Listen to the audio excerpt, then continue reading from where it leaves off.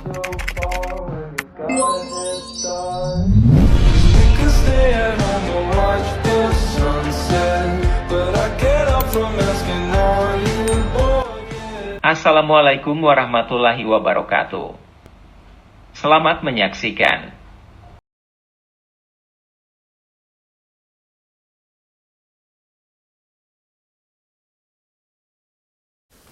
Pengertian piutang usaha. Piutang usaha, accounts receivable, atau bisa juga disebut piutang dagang, trade receivable, adalah jumlah yang terhutang oleh pelanggan untuk pembelian barang dan jasa secara kredit. Dalam arti luas, piutang usaha atau dagang adalah tuntunan terhadap pihak lain yang berupa uang, barang, atau jasa yang dijual secara kredit. Piutang usaha adalah fasilitas penjualan yang disediakan perusahaan kepada pelanggannya. Pelanggan dapat menerima barang atau jasa dan tanpa harus membayar pada saat itu. Tapi, perusahaan mengharuskan pelanggan membayar tepat waktu. Sebagai besar, perusahaan memberikan keringanan untuk dijual dengan menawarkan fasilitas kredit kepada pelanggan. Biasanya, fasilitas ini hanya untuk pelanggan setia dengan pembelian signifikan. Fasilitas tersebut untuk meningkatkan transaksi pelanggan. Ciri-ciri piutang. Yang pertama, memiliki nilai jatuh tempo. Nilai jatuh tempo adalah penjumlahan dari nilai transaksi utama, lalu ditambah dengan nilai bunga yang dibebankan untuk dibayarkan pada tanggal jatuh tempo. Yang kedua, memiliki tanggal jatuh tempo. Tanggal jatuh tempo dapat diketahui dari lamanya atau umur piutang. Umumnya, penjual menggunakan dua jenis pengukuran umur, yaitu bulan dan hari. Dan yang ketiga, terdapat bunga yang berlaku. Piutang dapat terjadi dikarenakan pembeli memutuskan melakukan transaksi secara kredit, dan hal ini menimbulkan bunga.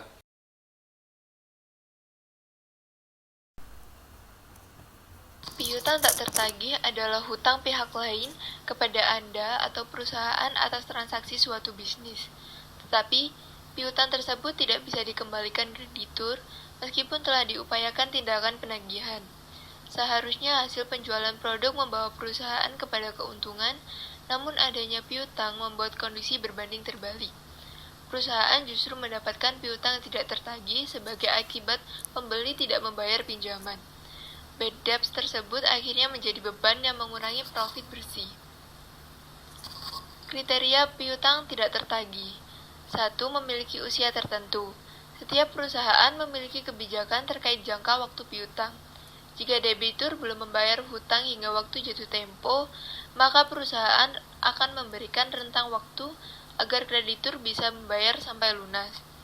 Kedua, penagihan melewati batas. Kriteria berikutnya piutang tak tertagih adalah ketika perusahaan telah berupaya menagih dan mengingatkan berulang kali, tapi tidak ada itikat baik debitur untuk membayar. Ketiga, kreditur mengalami kebangkrutan, merupakan kriteria piutang tak tertagih selanjutnya. Terdapat barang jaminan dalam kredit yang dilakukan konsumen. Saat kreditur bermasalah membayar hutang, pihak piutang akan mengambil hak milik barang jaminan untuk dijual agar uang pinjaman kembali. Terakhir, debitur gagal bayar. Saat debitur mengalami kejadian tertentu yang menghanguskan seluruh harta kekayaan, misalnya terjadinya bencana alam, kebakaran, dan sebagainya. Pembayaran piutang tak tertagih. Piutang tak tertagih sudah dianggap tidak tertagih. Piutang tak tertagih terjadi ketika seseorang berhutang uang kepada Anda, tetapi Anda tidak dapat menagihnya.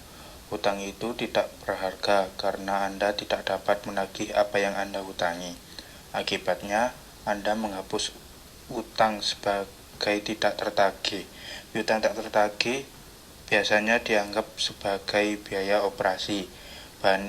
Beban ini mengurangi laba bersih perusahaan selama periode yang sama dengan penjualan yang mengakibatkan hutang buruk dilaporkan pada laporan laba rugi.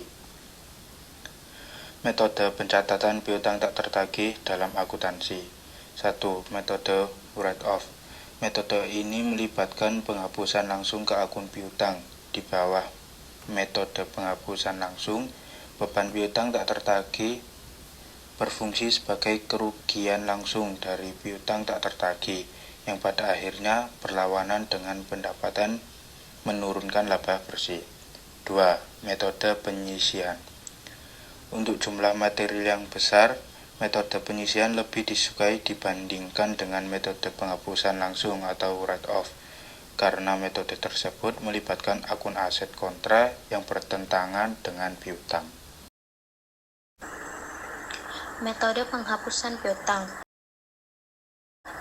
Yang pertama, metode persentase penjualan melibatkan penentuan persentase penjualan kredit bersih atau total penjualan kredit yang tidak tertagih. Biasanya ditentukan oleh pengalaman masa lalu dan kebijakan kredit yang diantisipasi.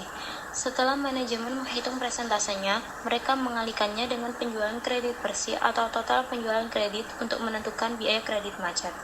Yang kedua, metode umur piutang membantu bisnis dalam mengidentifikasi pelanggan yang membayar lebih lama, sehingga mereka dapat membatasi penjualan kepada pelanggan tersebut untuk mengurangi risiko kredit macet.